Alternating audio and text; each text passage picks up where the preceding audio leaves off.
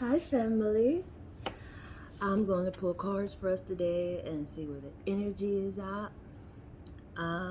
See if we have any blind spots. Do any confirmations if needed. I'm going to pull from the planet deck, the path, which is followed by what it consumes of the Eightfold Path, but see where our mind is at, or should be. And then I'm going to pull from the universe, the 12 universal laws, and see, what vibration we should be on. It's probably gonna be vibration. Since I said vibration, that's funny. But just to see where our mind should be at within our energy, or where it's going to be at if it's a blind spot. And then I'm gonna pull from the tarot deck, and I believe the traveling deck. I might do the oracle deck. I'm not sure. But I'm gonna start off with the planets to see what planet is influencing us. What is going on?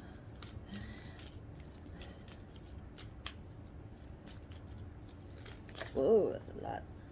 Didn't even want to get some fell down. Mars caught my attention, but I'm gonna grab the ones that fell. We got Earth and we got Uranus. These are two planets that are influencing us at the moment, which is so intriguing. The blue is catching my attention. All the colors is. It's intriguing.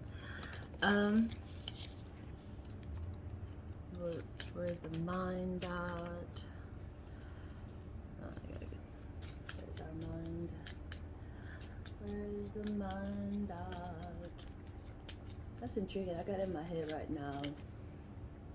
Like an image, it's a circle, it's a red like circle, but it's like a face in the middle, but it's a red circle around it. It's intriguing. Not a color change. It's like the moon, like a full moon beam. That was intriguing. That was nice. We got two again. We keep getting two doubled. Right livelihood and right speech. That's where the mind is at. How are you speaking?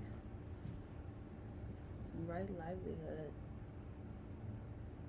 How you living, how you speaking, how you moving around. That's intriguing. Up under the Earth planet, I put the right livelihood, and up under Uranus, I put the right speech.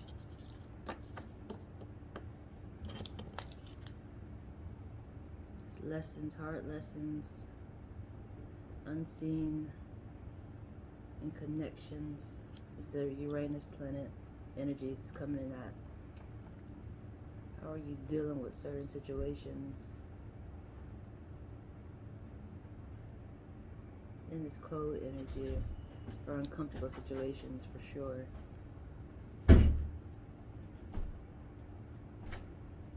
It's a lot coming from this one. This one giving off a lot of energy. Uranus. This is stuck energy. I'm gonna keep going, but that's definitely that. The same thing with the Earth aspect. On the sides is blue, in the middle is green, but the blue is standing out to me at the moment. I'm just going with lessons, hard lessons, feeling stuck. Alright, so let's put that one down. We figured out where the mind is at. Let's see what the universe got for us. What have you got for us?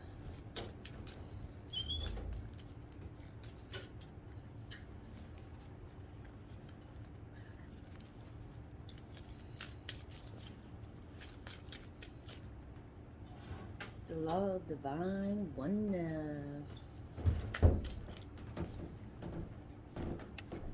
Connections.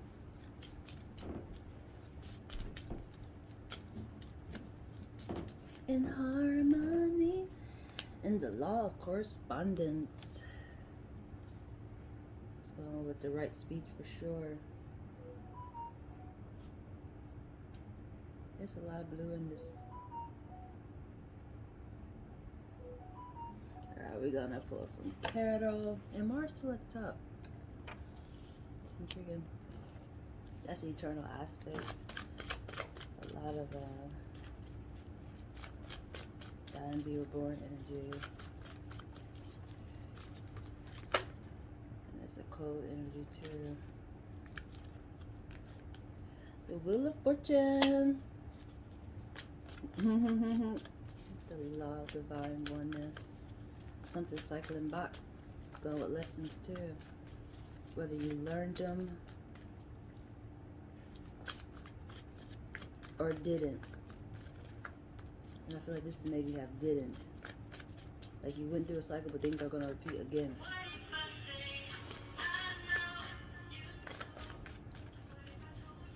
You might didn't realize there's a lesson. Ah, here go the stuck energy. You're stuck. But it's justice around you being stuck. And you got the affinity while you're stuck.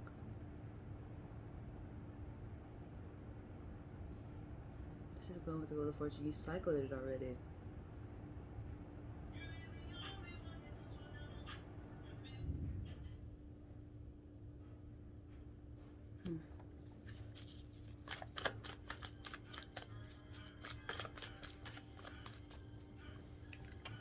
I know I'm sitting like that. It's kind of weird. It's way back, like I'm leaning in the rock or something.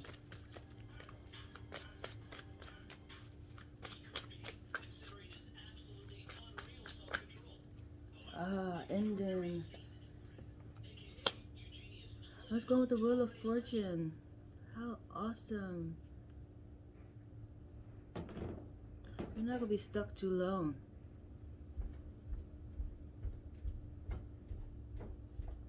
That's so perfect.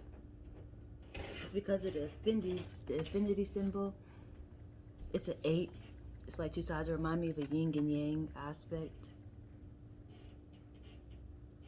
It's like you're going back to another cycle. I keep wanting to say you didn't learn in it, and you're going to. It's going to be a breeze, if that makes sense. If you have learned it. If you didn't, you're going to learn it this time. And that might be why it's cold energies. It's a difficult situation.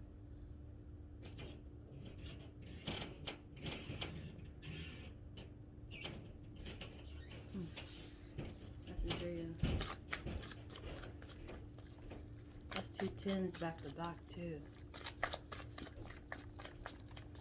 The justice was gonna stop you from being stuck. That's the intriguing part. That's so nice. I'm gonna pull a couple more. I feel like this is confirming pretty much the cards I already pulled. This is a lot of sword energy. Dwelling, anxiety. And manifestations is upside down. Let me look at these really quick.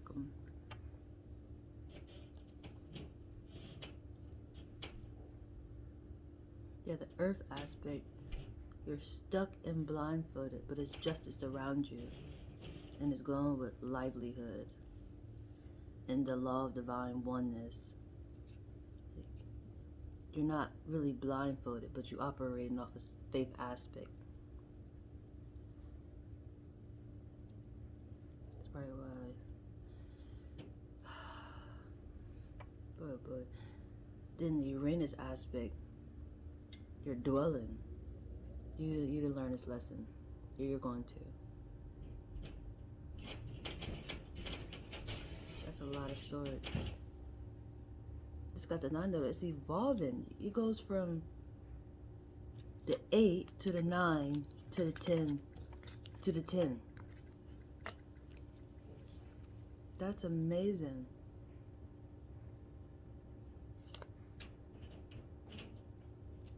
But this correspondence is really important.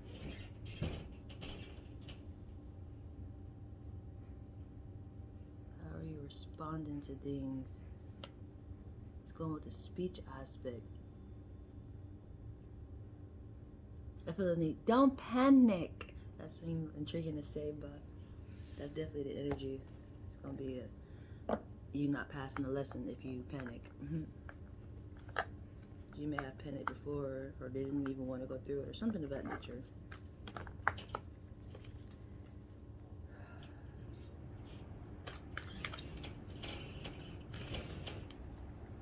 Then at the top of the decks that I just went through when it came to the planets, Mars is still at the top, and then on the path, right effort is up at the top. And on the universe, it's the law of gender. The law of ginger caught my attention. Seemed to be really important. It's at the top of the deck. I just figured I should mention it.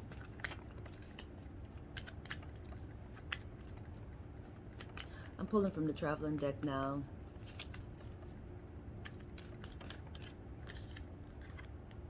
Unlock the door. Be willing to go through this lesson. It's something that you have to learn. I want to say it's light and dark energy, but it's taking me to a yin and yang. It's like, enjoying AM, but not understanding PM. Or in the clock form, you can cut the clock in half. You used to like, or flip it upside down. You used to like, I don't know how to explain it, 12 to 6, but you're not used to 6 to 12. It's something of that aspect. It's something that has to be learned. Or 3 to 9. It's taking me in season form too. That's the intriguing part. And I'm thinking that the way I explained it when it came to the clock, it's a season aspect. In that 12 and 6 and 3 and 9. Couldn't get it out. How intriguing. That might even be the lesson, honestly. 12 and 6 and 3 and 9. It's a yin and yang. That's how. No way I can explain it. Stop, wait, and go. Unlock the door. Stop, wait, and go. Window of my heart. It's going with the universal, the 12 universal law. The energy that we in at the moment is the law of divine oneness. Recognizing there's not a separation. Reckoning eternal aspect within us and tons of signs around us. Like everything is connected. Window of my heart. You're gonna be recognizing energy. You're gonna be having a lot of communication. Whether it's through people, you communicate with people, phone signs, you're just gonna be able to recognize the eternal aspect. It's got a police officer. That's intriguing. I always feel like somebody's watching me. I have no privacy. Compliments of the law of divine oneness, okay? This land is my land. This land is your land.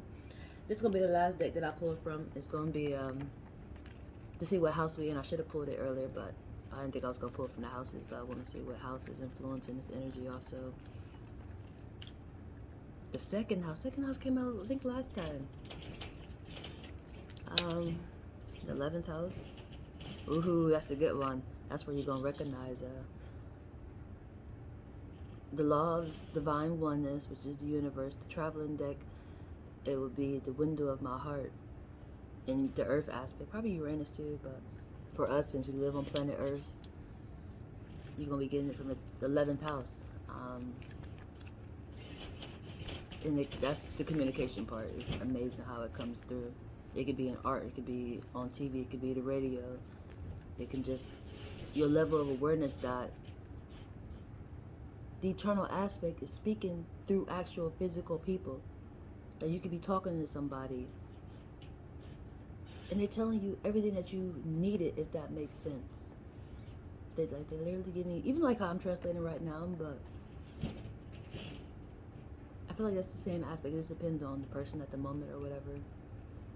But it's 11th house doing that. That's amazing.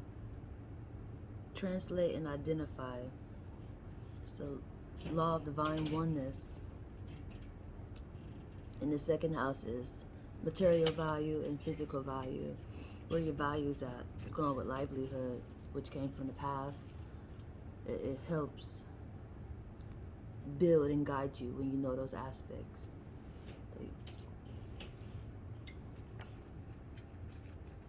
It's going to help be able to recognize your signs to pay attention to.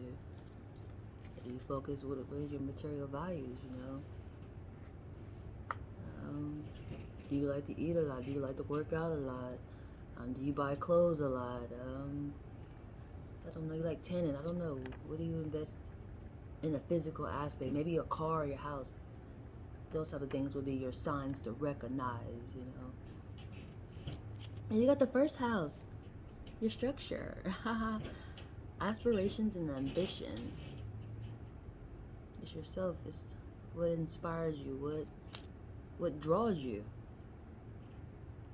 So that's quite amazing. This is good. But this is definitely lesson energy. You're about to go through a lesson, and it's going to be a tense one for sure. Whether it's dealing with cold, actual weather, or the energy just feeling cold. Like, you may become standoffish. You know, may feel people are being standoffish to you. It's going to be an uncomfortable situation. It's a opposite of what you're used to. But it's going to be beneficial. Because you're going to recognize the right livelihood. You get to learn yourself. You're going to get tons of signs. Because the houses are out. You got the first house, second house. Then you got the 11th house. Which that's close to the 12th house. You know, which the 12th house is nothing but cycling back the lessons that you already learned. It's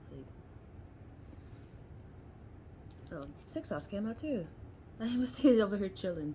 Aha, that's intriguing. I've been talking about this energy a lot. This is the energy I've been dealing with a lot. Besides, when it comes to the houses, an astrology aspect for the ones like, what is the houses? It's an astrology aspect. I should have explained that more, pardon me, but I'd be dealing a lot in the 6th house and in the 8th house. The 8th house is hidden things, scandals, light and the dark energy.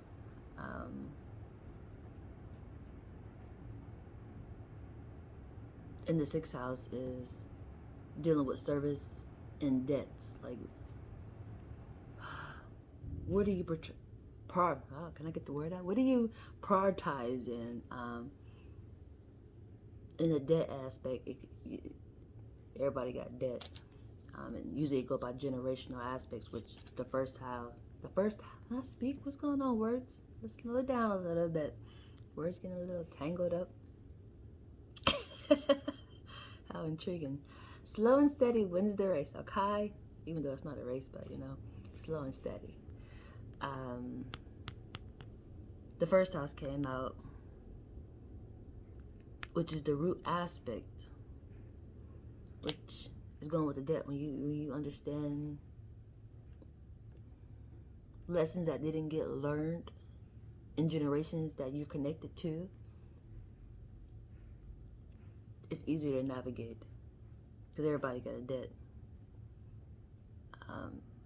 And in that debt, there's some service that you came back to this planet Earth to fix or to do, you know. It depends on the debt. And it's also energy that need to take you off focus, which for me is going with livelihood, which just actually came with the energy. I want to say I translated my last translation maybe. And it was speaking as into you may be losing a job, or because pretty much you a person like me, you probably do tarot, or I don't know, you're a palm reader, or I don't know. You're able to receive from the eternal aspect, but you're not following that path. You're in a total opposite way, but you have to let that go because you know you are meant to do this. This is how your service goes from debt. That might even be the energy because it's a cold energy. It's something you're not used to. But you know, in the last translation, it was saying, you know this already, you're aware of it. It's just you're not following it.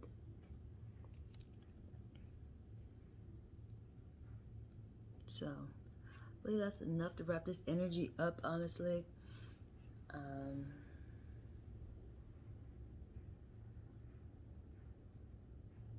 So remember, be kind, you are a reflection.